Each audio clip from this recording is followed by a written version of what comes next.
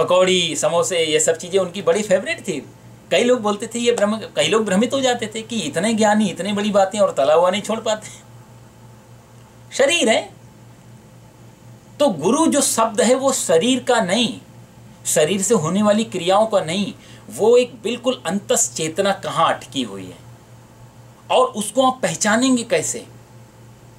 उसको पहचानने के लिए बुद्धि भी तो वैसी चाहिए, क्योंकि हम जिस आँखों से, जिस बुद्धि से या जिस मन से संसार को जान रहे हैं, उस बुद्धि का तो, उस मन का तो काम ही नहीं है। तो कोई आदमी ये कहे कि अच्छे गुरु ही नहीं मिले तब तक बनाएंगे नहीं, इसका मतलब तुम ढूंढ रहे अच्छे गुरु को, तो यानी कि आपको समझ है इतनी कि अच्छा और बुरा क्या होता है। हम गुरु को कैसे पहचानेंगे? हमारे किस दृष्टि से, कौन से IQ लेवल से हम गुरु की परीक्षा करेंगे? और जिस गुरु की हम परीक्षा करेंगे उससे हम सीखेंगे फिर कुछ मजे की बात। जिसके हम एग्जामिनर, वो तो हमारा स्टूडेंट होगा। तो बड़ी उल्टी ही बात होती है कि गुरुजी को ढूंढ रहे हैं या गुरुजी हम खोज रहे हैं। गुरुजी को हम कभी नहीं, हाँ अपने शिष्यत्व की क्वालिफिकेशन, शिष्यत्व की पात्रता बढ़ाते रहें, भगवान गुरु भेज देता है। वो हमारे को अपनी तरफ से प्रयास करना है, सामने वाले की तरफ से नहीं। जैसे मैंने आपसे पहले भी कहा कि एक बार आदमी कह रहा था कि बहुत लोगों से मिले, बहुत कोई अभी तक गुरुजी समझ में नहीं आए, अभी तक कोई गुरु में कोई ढंग का दिखा नहीं। तो इसका मतलब महात्मा जी ने कहा कि आपसे बड़ा हमें कोई अहंकारी नहीं दिखता है। बोला क्यों महाराज, अहंकारी क्यों? बोला हमें तो ऐसा लगता है कि आपको कभी ऐसा नहीं लगा इस दुनिया में कि आपसे ज़्यादा कोई कुछ जानता है। यदि गुरु नहीं मिला इसका मतलब यही है कि हमसे ज़्यादा कोई जानता हो तभी हम उसको गुरु बनाएंगे। तो हमें अभी तक दुनिया में कोई ऐसा नहीं मिला जो हमसे ज़्यादा जानता हो। तो मेरा कहने का भाव है कि गुरु को ढूंढना नहीं पड़ता, गुरु के पास हम जा भी नहीं सकते। गुरु एक पद का नाम नहीं है, गुरु एक शरीर का नाम नहीं है, गुरु एक भाव का नाम है, गुरु एक चेतना का नाम है, गुरु एक पहुंचा हुआ चीज़ जो एक, जैसे हम किसी सब्जेक्ट के बारे में कुछ भी नहीं जानते हों तो उसको कैसे पहचानेंगे? हमने चाइनीज़ कभी नहीं सीखी, मैक्सिकन नहीं आती, और कोई आदमी भाषा में गाली दे रहा है या प्रार्थना कर रहा है, हमको कैसे मालूम? तो ये जो परमात्मा और जीवात्मा का जो संबंध, कनेक्शन जुड़ा हुआ है, हमें उसके बारे में कुछ भी जानकारी नहीं है, तो कैसे पता लगेगा ये आदमी जुड़ा है या नहीं जुड़ा है? तो वहाँ पर हमें अपनी तैयारी कर लेनी पड़ेगी, खुद को संभाल लेना है, हमें सूप हो जाना है, वहाँ पर अच्छी अच्छी चीज़ों को ग्रहण करने लगना है। और जब ये चीज़ें आती रहेंगी, सार सार रह जाएगा, बाकी चीज़ें उड़ जाएंगी, तत्काल सामने गुरु होगा और कोई भी रूप में हो सकता है। जय जय जय हनुमान गोसाई, कृपा करो गुरुदेव की नाई, गुरुम शंकर रूपिणम, तुलसीदास जी कहते हैं। उसमें गुरु एक तत्काल उपस्थित होता है, लेकिन हमारी तैयारी हो। इसलिए हमने संतों को एक शब्द दिया, संतों को हम लोग बोलते हैं परमहंस। परमहंस शब्द बोला जाता है। क्यों परमहंस बोलते हैं? कहते हैं कि पक्षियों में, पूरे सारे जीवात्माओं, प्राणियों में हंस के पास एक शक्ति होती है। आप दूध और पानी को एक साथ मिक्स करके रख दो तो दूध और पानी को अलग अलग करने की शक्ति सिर्फ हंस के पास होती है। दूध और पानी को मिला के कटोरा आप हंस के सामने रख दो, हंस सिर्फ दूध पी लेगा और पानी पानी उस पतीले में रह जाएगा। ये विशेषता सिर्फ हंस में है।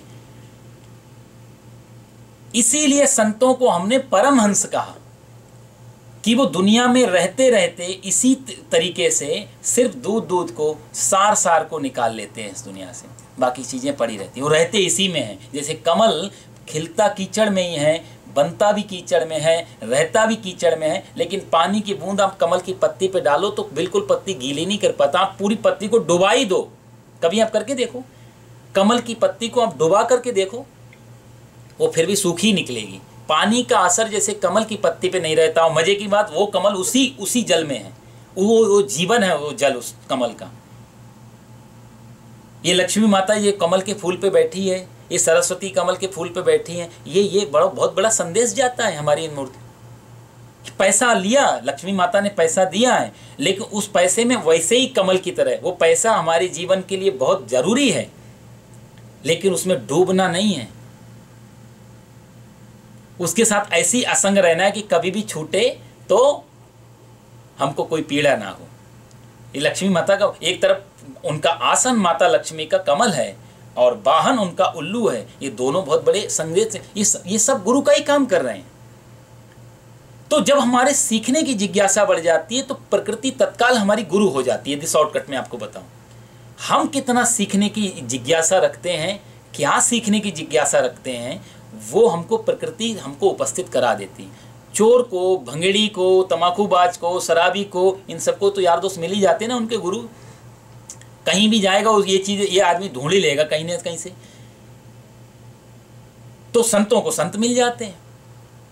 हमारी जिज्ञासा के हिसाब से पूरा ब्रह्मांड, पूरा नेचर हमको, सऊदी अरब में एक कहावत है अरब की कि यदि पूरी शिद्दत से यदि तुम किसी चीज को चाहो तो पूरी कायनात प्रयास करती है आपको वो चीज देने की।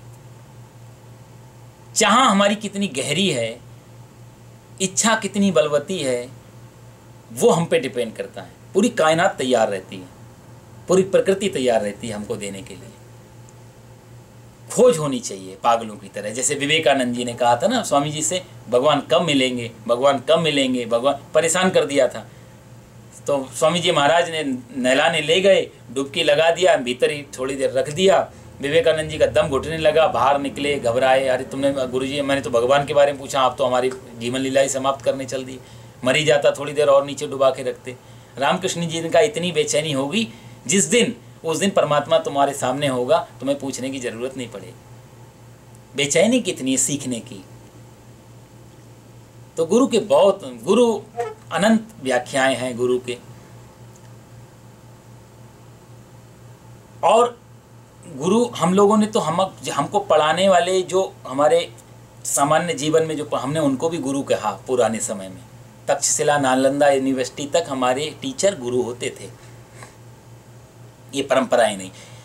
क्योंकि वो गुरु उस समय उनके अंदर भी बच्चों के प्रति शिष्य को पुत्र मान के चलते थे, अपना संतान मान के चलते थे। गुरु शिष्य परंपरा अद्भुत होती थी। वहाँ सबसे बड़ी बात ये थी, पिता के अंदर तो वासना हो भी सकती है कि पुत्र हमारा नाम रोशन करे, बुढ़ापे में हमारा सहारा दे। देखो गुरु के अंदर तो उतनी भी वासना नहीं होती थी, मजे की बात। इसीलिए गुरु पिता से भी बड़ा माना गया। माता पिता के अंदर भी सकाम भावना होती है बच्चों के लिए, गुरु के अंदर तो निष्काम भावना हो। वो सारा ओढ़ेल के रख देता था, आप तरक्की कर जाओ, आप बड़े। जिस दिन गुरु के कान में पड़ता था कि तुम्हारे शिष्य ने ऐसा किया है, दुनिया के किसी भी कोने में, वो कहाँ बैठा है, उस स्थान की जरूरत नहीं, वो किस भाव में, उसको जैसी पता लगे मेरे शिष्य ने ऐसा किया, रोम रोम प्रफुल्लित हो जाता। तो इतनी निष्कामता से या तो गुरु या फिर भगवान, ये दो ही काम कर पाते हैं। इसीलिए गुरु ब्रह्मा, गुरु विष्णु, गुरु देवो महेश्वरा, गुरु साक्षात परब्रह्म। गुरु को इतना सम्मान भारत ने इसी कारण से दिया। आज गुरु को कोई बच्चा गुरु को गुरु कह के राजी नहीं है, कोई गुरु को प्रणाम करके गुरु के प्रति श्रद्धा रख के राजी नहीं। उसके कारण है यही। खैर उस विषय में मैं नहीं जाऊंगा, क्योंकि वो फिर विषय थोड़ा क्रांतिकारी हो जाएगा। समझने जैसी बात है, आप लोग अनुभव कर सकते हैं उन चीज़ों का। भारत ने जो ये शब्द खोजा, गुरु, अद्भुत था। और गुरु हमारे यहाँ दो प्रकार के होते थे, एक शिक्षा गुरु और एक दीक्षा गुरु। शिक्षा गुरु वो होता था जो जीवन की शिक्षाएं दे, और जीवन की सारी शिक्षाएं, सब्जेक्ट, सारे सब्जेक्ट। भगवान श्री कृष्ण जब पढ़ने गए हैं उज्जैन में, तो कहते हैं 64 विद्याएं सीखी उन्होंने थोड़े से टाइम में। 64 विद्याओं के नाम दिए हैं, उसमें सारी की सारी विद्याएं हैं। गृहस्थ की विद्या, व्यापार की विद्या, युद्ध की विद्या, जीवन की विद्या, कोई भी चीज छूटी नहीं है वहां पे। तो उस समय शिक्षा हमने ये सारी ये पढ़ाई, कोई जो जिसे नौकरी करनी है उसी को शिक्षा नहीं माना। जीवन में हर चीज को शिक्षा मान के चले हम। कभी विपत्ति आए तो कौन सी शिक्षा से हम उसको धैर्यवान बने रहें। क्योंकि हमारा जीवन तो कोई फिक्स नहीं है ना, रेल रोड की तरह नहीं है। ये तो रोडवेज की गाड़ी है, मुड़ेगी, खड्डे भी आएंगे, गड्ढे भी आएंगे, तो ट्रेन नहीं है। तो यहाँ पर पल पल शिक्षा की जरूरत पड़ेगी। किसी ने नहीं सोचा था अब जो वातावरण चल रहा है दुनिया का, कि ऐसा कभी आएगा कि बड़े से बड़े मुल्क, बड़े से बड़े महारथी जो पूरी दुनिया को मिटाने में सक्षम है, आज आंख से ना दिखने वाली चीज को नहीं मिटा पा रहे हैं। इतना इकट्ठा करके रखा है कि पूरी दुनिया को, मैंने सुना किसी वैज्ञानिक का स्टेटमेंट कि पूरी दुनिया को जब हम यदि सारा अपना वो यूज कर लें पावर को, तो इस दुनिया के पृथ्वी के इतने टुकड़े होंगे कि हम उन टुकड़ों को भी नहीं गिन पाएंगे कितने टुकड़े हो गए। इतना कुछ इकट्ठा करके हमने रख लिया है विकासवाद के नाम पे। इतने पावरफुल हो गए, जिस नेचर ने इस पृथ्वी बनाई उस पृथ्वी को फोड़ सकते हैं, टुकड़े टुकड़े कर सकते हैं। लेकिन ऐसी विपत्ति किसको मालूम है? नेचर के पास में बिना लाठी की, बिना आवाज की लाठी है, बिना दिखाई देने वाली। सबको अहंकार 1 मिनट में क्षण खत्म हो गया, घुटने पे आ गए। तो ये सब शिक्षाएं ऐसे समय में, तो जीवन में जो शिक्षा गुरु होता था वो ये सब जीवन के संबंधित शिक्षाओं को देता था। नौकरी की भी शिक्षा मिलती थी, गृहस्थ की भी शिक्षा मिलती थी, सोशलिज्म भी होता था, कैपिटलिज्म भी होता था। वहाँ आप यदि अच्छे धनदार हैं, धनवान हैं, आपको कैसा रहना है समाज में, आप पदवान हैं, आपको कैसा रहना, बड़े पद पे बैठे होगे तो क्या करोगे, आप गरीब हैं तो क्या करेंगे, अमीर हैं तो क्या करेंगे। तो जीवन में बहुत सारी शिक्षाओं की जरूरत पड़ती थी। जीवन के लिए, जीवन को चलाने के लिए जितनी भी शिक्षाओं की जरूरत पड़ती थी उसको हम शिक्षा गुरु बोलते थे। तो उस शिक्षा गुरु की अपेक्षा आज 5% भी गुरु नहीं रह गए शिक्षा के। वो सिर्फ एक ही कला सिखाई जा रही है स्कूलों में, वो सिर्फ ये कि कैसे नौकरी की जाए, कैसे पैसा कमाया जाए। सारा फोकस हमारा उसी पे। आज दूसरी कोई बात स्कूल कॉलेज में नहीं हो, यूनिवर्सिटी में नहीं हो पाती। और इसी का कारण है कि हमको जीवन जीने का तरीका भी हम धीरे धीरे भूल गए। तो एक तो शिक्षा गुरु होता था और दूसरा दीक्षा गुरु होता था कि जीवन जीने की कला जब आ गई तो फिर जीवन के बाद की भी एक यात्रा है। जीवन की यात्रा में कैसे सॉल्व करना है प्रॉब्लम्स को, वो तो शिक्षा गुरु ने बताया। और जो महायात्रा, महाप्रयाण यात्रा जब होगी, उस यात्रा में क्या क्या चीज़ काम आएगी, क्या क्या शिक्षाएं काम आएंगी, उसको देने वाले को हमने दीक्षा गुरु बोला। तो शिक्षा गुरु को हम गुरु बोल के रह गए, लेकिन दीक्षा गुरु को हमने गुरु नहीं बोला, उसको फिर हमने सदगुरु बोला, जो सत का ज्ञान करा दे, जो असत और सत के दोनों का फासला हमें बता दे, उसको हमने सदगुरु कहा।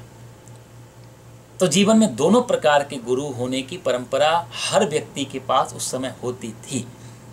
और ये इसलिए व्यक्ति आपसे पहले ज़्यादा धनवान नहीं था। आप देखो आज हमारे एक आम इंसान के पास जितनी पावर है, इतनी पावर पहले कभी आम इंसान के पास नहीं थी। आम इंसान क्या, बड़े से बड़े राजा के पास भी नहीं थी। आज हमारे पास बंदूकें हैं, राइफल है, आम आदमी के पास नहीं। उसमें धनुष बाण होते थे, निशाना लगाओ। पहले तो निशाना लगाना सीखो, और सीखने के बाद धनुष बाण भी होना चाहिए। इतना सब बोझा लाद के, सब तैयारी करके, तब राजा महाराजाओं के पास में। अब तो AK-47 आ गया, आपको नहीं भी निशाना लगा, सिर्फ घुमाना है लेफ्ट राइट, मर ही जाएगा कहीं ना कहीं लपेटे में आके। कितनी पावर है। उस समय नौकर होते थे, उनको भेजा जाता था संदेश लेकर के, कितने दिन में पहुंचता था वापसी का, फिर संदेश आता था, महीनों गुजर जाते थे रिटर्न आने में, यह क्या आंसर आया। अब हमारे पास मोबाइल है। इतनी पावर, इतनी शक्तियां जितनी आज हैं, इतनी पुराने समय में मनुष्य के पास नहीं थी। दूसरी एक चीज़ और भी बताऊं, जितना शिक्षित आज है मनुष्य बाहर की दुनिया में, इतना शिक्षित भी पहले नहीं था इस अर्थों में। तीसरी चीज़ आपको बताऊं, जितना स्वतंत्र आज है मनुष्य, इतना स्वतंत्र भी पहले कभी नहीं था। डेमोक्रेसी आज गणतंत्र है, हर व्यक्ति के पास RIT है, RTI है, अपना आप क्वेश्चन कर सकते हैं, आप अपील कर सकते हैं, कोर्ट है, सुप्रीम कोर्ट है, दुनिया भर की अदालतें हैं। कितना फ्रीडम आज के ज़माने में। इससे पहले आदमी इतना स्वतंत्र कभी नहीं था। बल्कि और यदि कठोर शब्दों में कहें तो स्वतंत्र से ज़्यादा आपका व्यक्ति स्वच्छंद हो गया है। स्वतंत्र में और स्वच्छंद में यही अंतर है। स्वतंत्र तो पक्षी भी होता है, व्यक्ति स्वच्छंद हो गया, जो चाहे वो करे। धर्म भी स्वतंत्रता देता है, लेकिन स्वच्छंदता नहीं देता। स्वच्छंदता मनमर्जी होती है। मैंने आपको बताया था, श्रीमद् भागवत में कथा आती है राजा उत्तानपाद की। राजा उत्तानपाद की 2 पत्नियां हैं। एक पत्नी का नाम है सुरुचि, दूसरी पत्नी का नाम है सुरुचि और सुनीति। बड़ी पत्नी सुनीति है, छोटी पत्नी सुरुचि है। क्या भाव है? बोला उत्तानपाद का अर्थ होता है जिसके ऊपर की तरफ पैर है, नीचे की तरफ सिर है। हम सब उत्तानपाद की तरह इस दुनिया में जन्म लेते हैं। हम पहले सिर बाहर आता है, फिर पैर बाहर आते हैं। सब सारे जीवात्मा उत्तान पाद की तरह इस दुनिया में आते हैं। हमारी भी दो पत्नियां होती हैं, एक सुनीति और एक सुरुचि। इस शास्त्रों की पत्नियों की बात कर रहा हूं मैं। तो सुरुचि और सुनीति में क्या अंतर है? सुरुचि का मतलब होता है सुष्ठुर रुचि, स्वस्य रुचि, यस्या सा सुरुचि। हमारी जो मर्जी हो, हमें जो अच्छा लगता हो, हमारा जो मन करता हो, वो हम जब करते हैं वो सुरुचि होती है। सुरुचि अपनी रुचि, अपना मन, अपनी इच्छा से जो किया जाए वो सुरुचि। और सुनीति का मतलब होता है सुष्ठुर नीति यस्या सा सुनीति। वेदांत में कहते हैं वे कि जो शास्त्रों की नीति बनाई हुई है, जो रास्ते हमारे बनाए हुए हैं एक मनुष्य के लिए, जो नियम धर्म कानून बनाए हुए हैं वेद में, उसके हिसाब से जो चलेगा वो सुनीति का पालन कर रहा है। दोनों ही पत्नियां अपनी अपनी तरफ हमको खींचती हैं। सुरुचि अपनी तरफ खींचती नहीं, ऐसा करो, सुनीति अपनी तरफ खींचती है। महाराजा और उत्तानपाद के जीवन में जब सुनीति सुरुचि थी तो सुनीति को सुरुचि ने कहा बाहर निकालो, क्योंकि सुनीति रहेगी तो मैं नहीं रह सकती।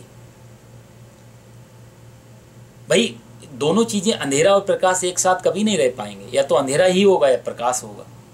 इसमें दोष प्रकाश का नहीं है कि प्रकाश ने अंधेरे को हरा दिया। प्रकाश को तो मालूम ही नहीं है अंधेरा चीज क्या होता है। कोई संत कह रहे थे कि एक बार अंधेरा गया भगवान के पास, रोते रोते कि मेरे को इतना ही अपमानित करना था तो मेरे को बनाया क्यों? बोला क्यों? बोलो जहां भी प्रकाश जाता है मुझे वहां से भागना पड़ता है।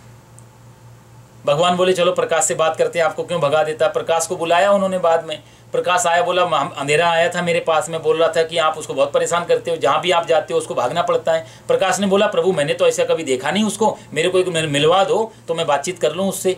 भगवान भी आज तक अंधेरे को प्रकाश से नहीं मिलवा पाए। कहने का मतलब ये दोनों रवि रजनी एक ठाम, एक जगह रवि और रजनी, रजनी मतलब रात, एक जगह रवि और रजनी एक साथ कभी नहीं रह सकते। इसी प्रकार से सुनीति और सुरुचि एक साथ रह नहीं सकते। राजा उत्तानपाद ने सुनीति को बाहर कर दिया महल के, सुरुचि को रखा, और सुरुचि के जो पुत्र पैदा हुआ है उसका नाम है उत्तम। तम मतलब तमोगुण, जहाँ नींद, आलस, प्रमाद, प्रमेय, दुनिया भर की चीजों में जो उलझा रहे उसको उत्तम कहा जाता है। और माता सुनीति के घर में जो पैदा हुआ है उसका नाम है ध्रुव, निश्चित बुद्धि, जो व्यवसायत्मिका बुद्धि जिसके बारे में भगवान श्री कृष्ण बात कर चुके हैं वो बुद्धि। ध्रुव निश्चयात्मिका बुद्धि है, स्थिर बुद्धि है। तो सुनीति के घर में ध्रुव पैदा होना, सुरुचि के घर में उत्तम पैदा होना स्वाभाविक है। तो हमारे जीवन में भी यही चलता है। दो पत्नियां, एक अपनी मर्जी खींचती है और एक शास्त्रों की मर्जी है। हम किसको बाहर करते हैं वो हमारे पे डिपेंड करता है। हम नीति से चलते हैं या फिर हम अपनी मर्जी से चलते हैं। इन सब चीज़ों का जो ज्ञान कराए, इन सब चीज़ों के बारे में बात ही करना बंद हो गया। पुराने समय में सारी चीज़ें होती थी। तो मैं आपको बता रहा था शिक्षा गुरु और दीक्षा गुरु ये दोनों ही पार्ट ऑफ ह्यूमन लाइफ होते थे उस समय हर व्यक्ति के पास में। आज सिर्फ गुरु, शिक्षा गुरु बचा है, और वो भी एक सीमित शिक्षा। हमने अब तो आने वाली क्लासों में ऊपर शिक्षा एक एक सब्जेक्ट रह जाता है। कहते हैं एमए में तो एक ही सब्जेक्ट होता है, बीए में 2-3 सब्जेक्ट। तो बहुत सिकुड़ रही है शिक्षा, बहुत श्रिंक हो रही है। जितना माइक्रो लेवल पे जाएंगे और ज़्यादा कम हो जाएगी। एक आदमी डॉक्टर के पास गया, बोला डॉक्टर साहब मेरी आँख में पीला है, कुछ प्रॉब्लम है। तो डॉक्टर बोला कि पहले बताओ कौन सी आँख में, दाईं आँख में या बाईं आँख में? बोला दाईं आँख में। डॉक्टर बोला सॉरी मैं तो लेफ्ट वाली का डॉक्टर हूँ। आने वाला समय ऐसा भी हो सकता है कि बहुत कुछ छुपा है हमारी इंद्रियों में अलग अलग। आज की शिक्षाएं ऐसे सिकुड़ रही। उस समय एक गुरु सबको नाप लेता था, एक वैद्य के पास सारी चीज़ें होती थी। स्पेशलाइजेशन जो है वो गुरु में सारी बीमारियों का स्पेशलाइजेशन होता है। अब तो एक एक चीज़ के गुरु का बहुत बड़ा महत्व था। जितना वर्णन किया जाए गुरु के बारे में उतना ही। ध्रुव जी देखो अपना गुरु, ध्रुव जी ने गुरु जी नहीं ढूंढे। माता ने कहा कि बेटा उस गोद में बैठ जा जिस गोद से कभी कोई उतार नहीं सकता तेरे को, जो सबसे बड़ी गोद है, परमात्मा की गोद। तुझे को यदि परमात्मा की गोद मिल गई तो ये गोद तो ऐसी है कि या तो तेरे रहते रहते ये गोद नहीं बचेगी, या गोद के रहते रहते तू नहीं बचेगा। एक दिन तो गोद छिनी जाएगी, लेकिन उस परम पद की गोद में चला जा जहां जाकर के तेरे को अभय को प्रदान हो जाएगा। माता का ये शब्द सुना, ध्रुव जी जंगल में प्रवेश कर गए। अब देखो अपनी तैयारी से ध्रुव जी जंगल में जा रहे हैं। गुरु कोई बना नहीं है, पात्रता ग्रहण कर ली, संकल्प दृढ़ हो गया, बिना उस परमात्मा को पाए हुए वापस नहीं आऊंगा। जब संकल्प पूरा हो जाता है परमात्मा को चिंता होती है।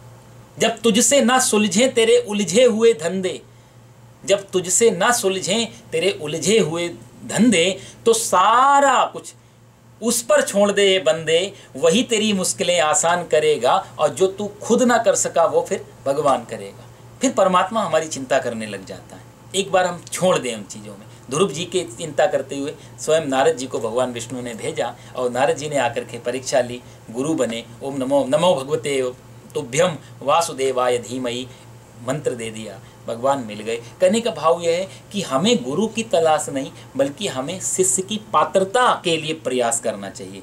हम कितने गहरे शिष्य बन सकते हैं, गुरु के को नापने के लिए हमारे पास अभी कोई पैमाना नहीं। गुरु सागर है, हम छोटे छोटे गगरी लेकर के चले, गगरी में सागर कभी नहीं भर सकता। इसलिए हमें अपने बुद्धि का विस्तार करना है,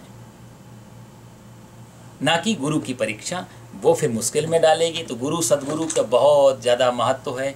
और कहते हैं बिन गुरु बिन भवनिधि तरहि न कोई, गोस्वामी जी ने भी कहा, बिना गुरु के भवसागर पार करना बहुत मुश्किल होता है, असंभव है। इसलिए गुरु होना ही चाहिए। पार्वती जी ने नारद जी को गुरु बनाया। भगवान शिव के गुरु आराध्य देव भगवान श्री राम हैं, जो सदा हृदय में रहते हैं उनके। तो हर किसी के कोई ना कोई देवी देवता भी यदि गुरु बनाते हैं तो हमको भी, हाँ, जब तक नहीं मिल रहे हैं, जब तक हमारी यात्रा चल रही है, खोजबीन जारी है, तब तक किसी भी देवी देवता जहाँ भी हमारी आस्था टिकती हो, उनको गुरु बनाएं, उनके चरित्रों को पढ़ें, उनसे कुछ संदेश लें। हनुमान जी के बारे में गोस्वामी जी कहते हैं कि कहीं भी आस्था नहीं तो हनुमान जी को गुरु बना लो, सबके गुरु बनने के लिए तैयार है हनुमान जी। अतुलित बलधामम हेम शैलावदेहम धनुजीवन कृषाणम ज्ञानीनाम अग्रगण्यम सकल गुण निधानम वानराणामधीशम रघुपति प्रिय भक्तम बात जातम नमामि। 8 तरीके से संबोधित है इस श्लोक को। मैं कभी व्याख्या करूंगा। इसमें 8 बार विशेषण है, क्या क्या चीजें हैं हनुमान जी के अंदर। आपको जो खोजना वो खोज लो, इस श्लोक से दिख रहा है। ज्ञानी नाम अग्रगण्यम, यदि आपको ज्ञान चाहिए तो ज्ञानियों के भी अग्रगण्य है, ये सब कुछ देते हैं। पर हमें उस दृष्टि से पढ़ना पड़ेगा। वो दृष्टि गुरु देता है। वो दृष्टि कैसे, जैसे हनुमान जी जा रहे हैं, सुंदरकांड के हम पाठ करते हैं हम लोग। हनुमान जी समुद्र में जा रहे हैं लंका के लिए, माता सीता की खोज करने के लिए। सबसे पहले क्या बाधा आई? सोने का पहाड़ बाहर निकल के आया, मैनाक, सुंदरकांड में यदि आप पाठ करो तो। अब हम यहाँ चौपाई पढ़ के आगे निकल जाते हैं। साधारण मैनाक बाहर आया, हनुमान जी ने प्रणाम किया, आगे चले गए। भाव देखो कितना गहरा है। मैनाक बाहर आया, मैनाक क्यों बाहर आया, इसके पीछे भी 1-2 कारण है। मैनाक सोने का पहाड़ है। कथा आती है पुराणों में कि सारे पर्वतों के पंख काट रहे थे इंद्र। उस समय पहाड़ उड़ सकते थे, इधर से उधर स्थान परिवर्तन कर सकते थे। इंद्र ने पर काटे तो पवन देवता ने सोने के पहाड़ मैनाक को समुद्र में जाके छुपा दिया था। एकमात्र मैनाक